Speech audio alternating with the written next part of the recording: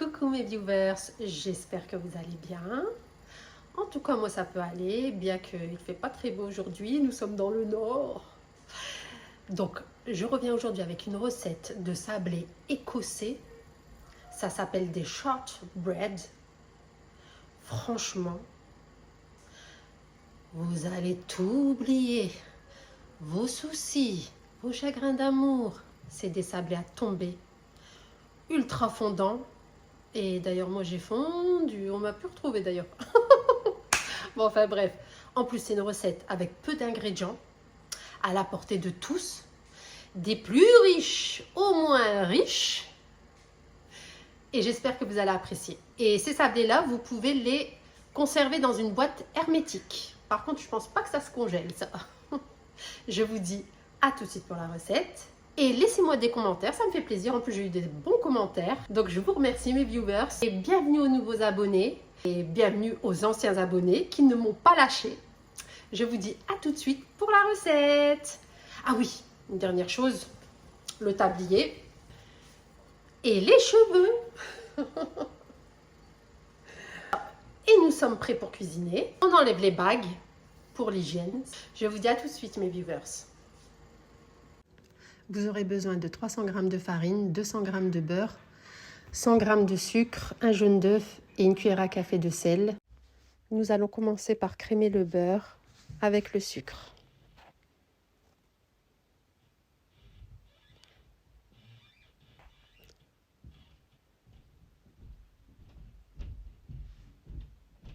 Une fois que le beurre et le sucre sont crémés, on rajoute le jaune d'œuf et on mélange bien le tout. Une fois le jaune d'œuf incorporé au crémage, on rajoute la farine progressivement. Et on mélange délicatement. Ensuite, on se débarrasse de la cuillère et on vient travailler la pâte à la main. Une fois que la pâte commence à se former, on rajoute le sel. Et on continue de pétrir en rajoutant le reste de la farine. Voilà, vous récupérez tous les morceaux de pâte sur le rebord du saladier.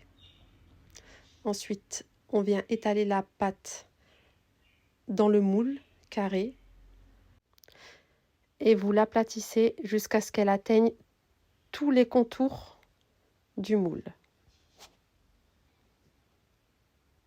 Une fois que c'est bien étalé, on vient former des rectangles. Il faut procéder ainsi comme sur la vidéo. Une fois les rectangles formés, nous allons les piquer avec une fourchette jusqu'aux extrémités.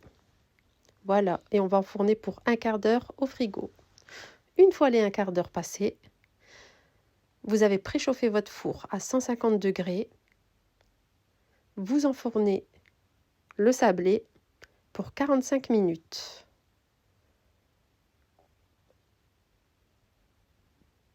Chaleur tournante.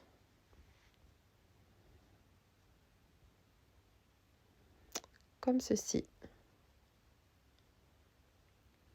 Une fois les 45 minutes passées, nous allons sortir le gâteau et le découper à chaud.